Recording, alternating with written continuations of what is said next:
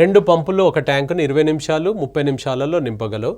మరొక 2 పంపులు నిండి ఉన్న అదే ట్యాంకును 15 నిమిషాలలో మరియు 10 నిమిషాలలో ఖాళీ చేయగలదు.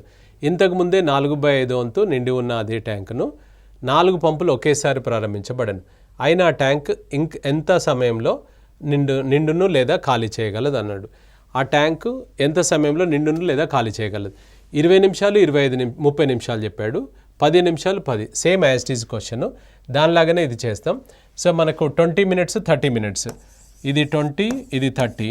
నెక్స్ట్ ఇంకో అవెంత కెపాసిటీ ఎంత ఇచ్చాడు? సో నెక్స్ట్ వచ్చేసి 15 and 10 అన్నాడు.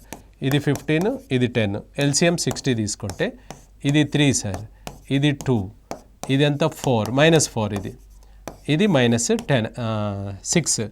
ఇవి 10 మైనస్ అవుతున్నాయి అంటే ఫైనల్గా రిజల్ట్ -5 అవుతుంది. ఆల్రెడీ 4/5 ఫుల్ అయినాడు కదా.